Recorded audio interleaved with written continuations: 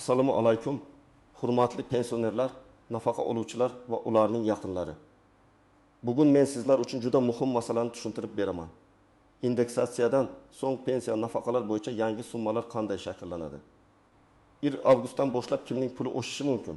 Kim kutganidan kamroq olishi mumkin? Va eng muhimi, xatoga yo'l qo'ymaslik uchun nimalarni tekshirish kerak? Bu ma'lumot har bir oilaga tegishli.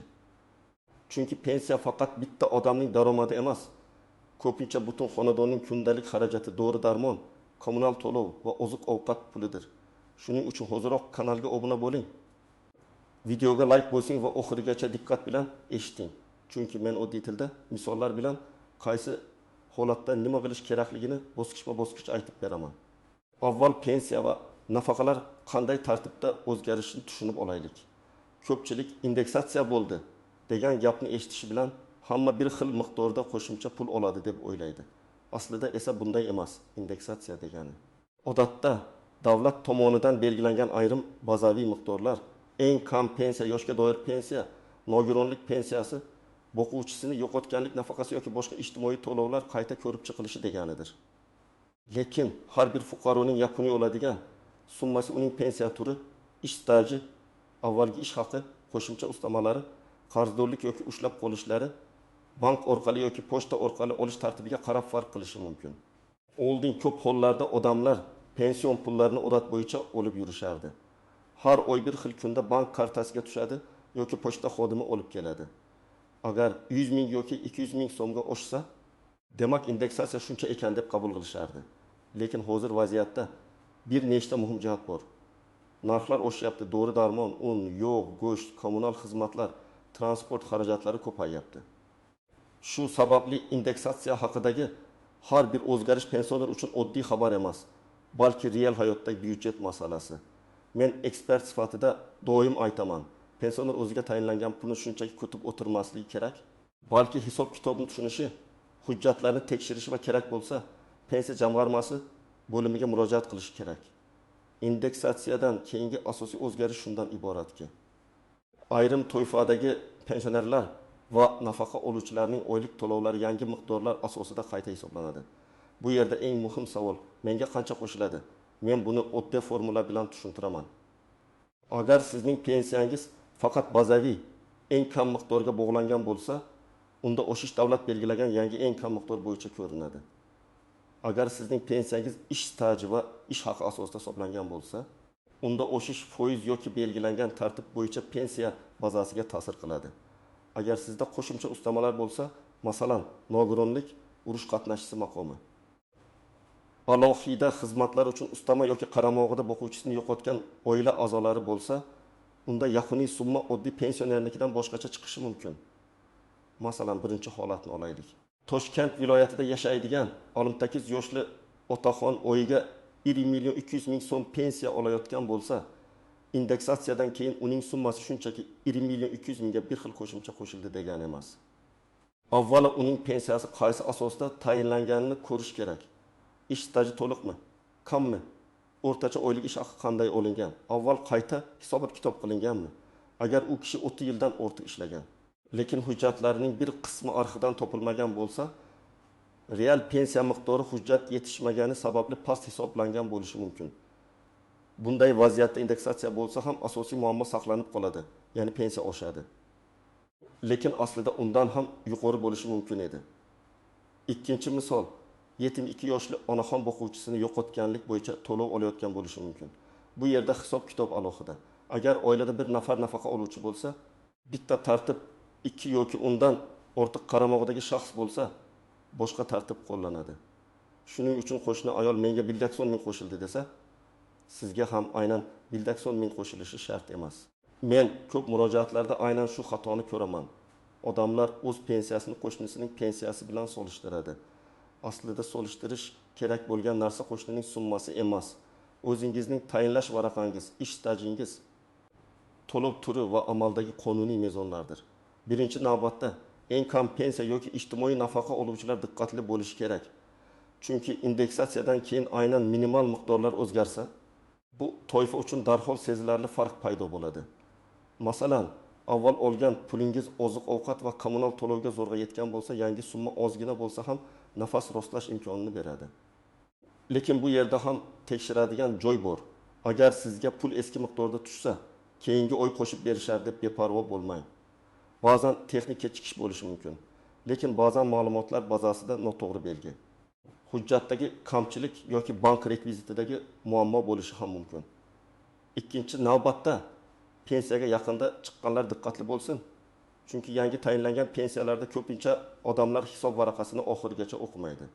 Pensiya chiqdi bo'ldi deb o'ylaydi.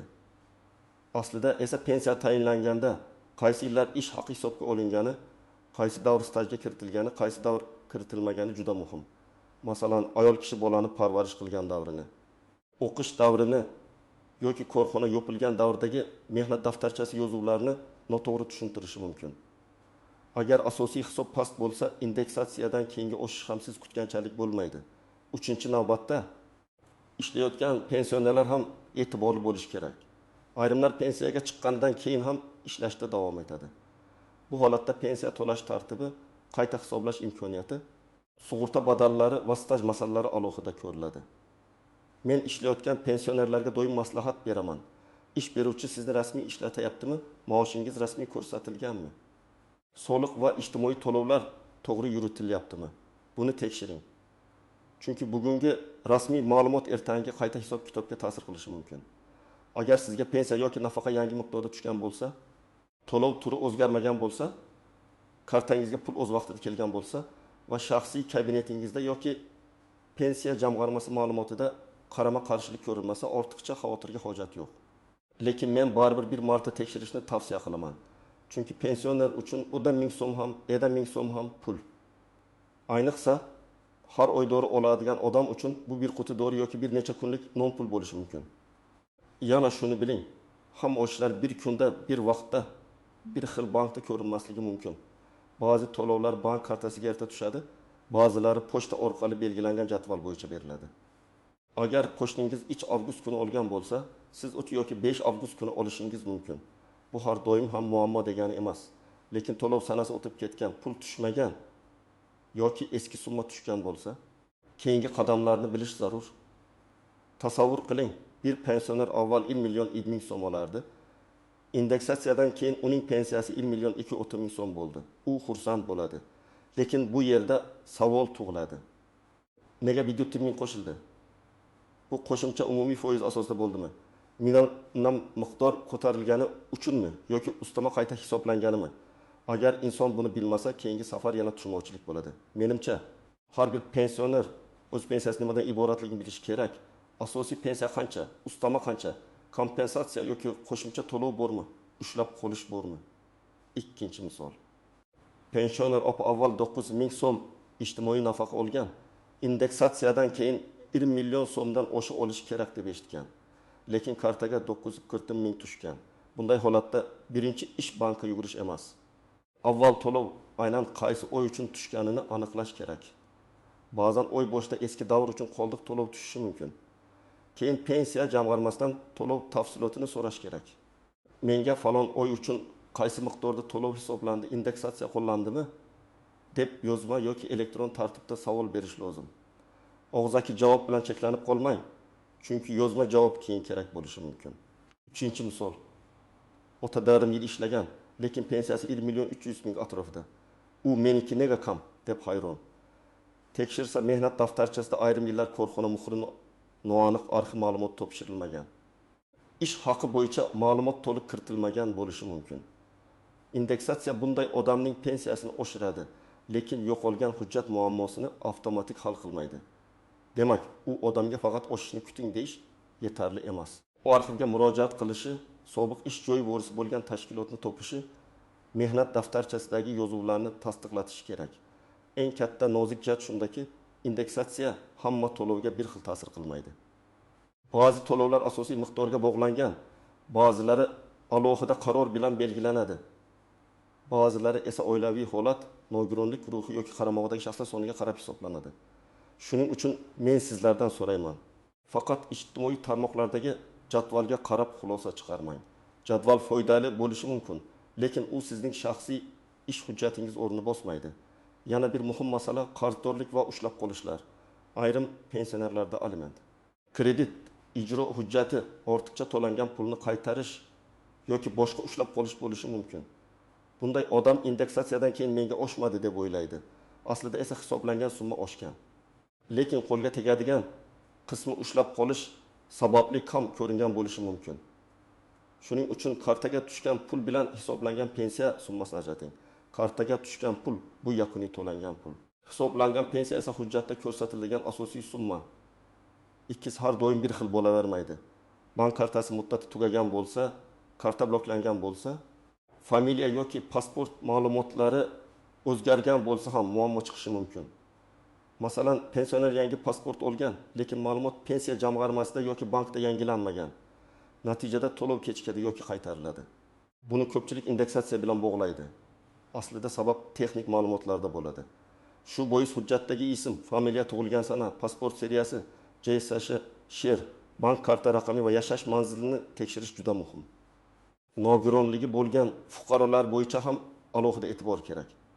Nogironlik guruhi o'zgargan bo'lsa, tibbiy mehnat ekspertiza ma'lumotlari yangilangan bo'lsa yoki muddati uzaytirilishi kerak bo'lgan hujjat kechiksa, to'lov miqdorida farq paydo bo'ladi. Agar siz yoki yaqinlaringiz nogironlik pensiyasi olayotgan bo'lsa, faqat pul tushishini kutmang, hujjat muddati, guruh bo'yicha qaror va elektron bazadagi ma'lumot mosligini tekshiring. Endi eng muhim qismga o'tamiz. Nima qilish kerak? Birinchi qadam, oxirgi 3 oyda olgan pensiya yoki nafaqa summalarini yozib chiqing. Masalan, may oyida qancha oldingiz, iyunda qancha, iyulda qancha, avgustda qancha tushdi. Agar bank kartasiga tushsa, mobil ilova yoki bankomatdan ko'chirma oling. Agar pochta orqali olsa, to'lov kvittansiyasi yoki daftar yozuvini saqlang. Bu sizga o'zgarishni aniq ko'rishga yordam beradi. Ikkinchi qadam, pensiya jamg'armasining tuman yoki shahar bo'limiga murojaat qilib, pensiyangiz tarkibi bo'yicha ma'lumot so'rang. Savolni aniq bering. Mening pensiyam indeksatsiyadan keyin qaysi miqdorda hisoblandi? Asosiy pensiya qancha? Qo'shimcha ustamalar qancha? Ushlab qolishlar bormi? Agar imkon bo'lsa. Yozma ariza bering yoki rasmiy elektron murojaat yuboring. Og'zaki gap ba'zan esdan chiqadi. Yozma javob esa qo'lingizda dalil bo'lib qoladi.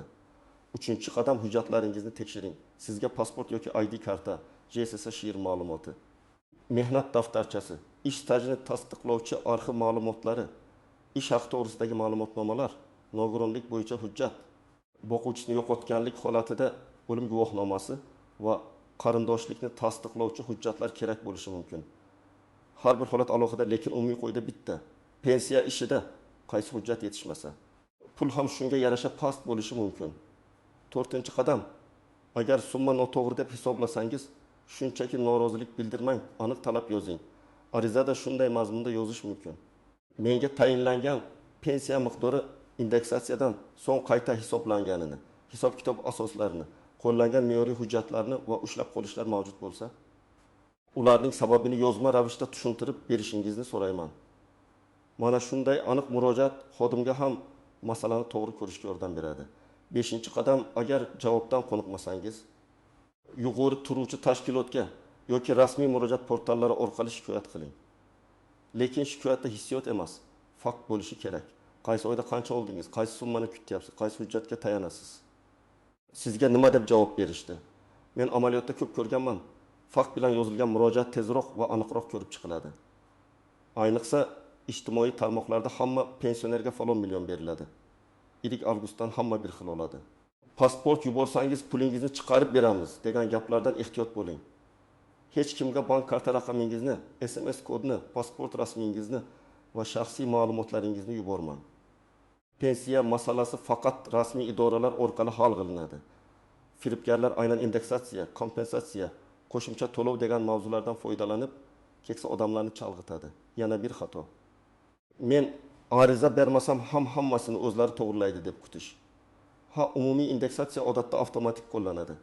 Lekin sizning shaxsiy ishingizdagi xato, yetishmayotgan staj, noto'g'ri bank ma'lumoti, eski pasport ma'lumoti yoki tasdiqlanmagan ustama avtomatik tuzalmasligi mumkin. Shuning uchun o'z huquqingizni bilish va tekshirish sizning foydangizga ishlaydi. Oiladagi farzandlar va nabiralarga ham alohida murojaat qilaman. Ota-onangiz yoki bu bobongiz pensiya masalasini tushunmasligi mumkin. Ularni qo'ymang, shuni ham bilmaysizmi demang. Bank ilovasidan ko'chirmani ko'rib bering. hujjatlarni tartiblang, pensiya jamg'armasiga birga boring. Keksa odam ko'pincha navbatda turishdan, savol berishdan, xodim bilan tortishishdan uyaladi. Sizning yordamingiz ularning real daromadini oshirishga sabab bo'lishi mumkin. Demak, indeksatsiyadan keyin avgustdan boshlab yangi summalar masalasida eng asosiy qoida shuki, hamma bir xil pul olmaydi. Har bir pensionerning summasi, uning to'lov turi, staji, ish haqi ustamalari, hujjatlari va ushlab qolishlariga qarab shakllanadi. Agar pulingiz oshgan bo'lsa ham hisob kitobini bilib qo'ying. Agar eski summa tushgan bo'lsa yoki kutganingizdan kam bo'lsa, bank ko'chirmasini oling. Pensiya jamg'armasidan yozma tushuntirish so'rang, hujjatlaringizni tekshiring va zarur bo'lsa qayta hisoblashni talab qiling. Men sizga eng muhimini aytdim. Pensioner o'z pulini nazorat qilishi kerak. Chunki bu pul uning qonuniy haqqi. Sizda qanday holat bo'ldi?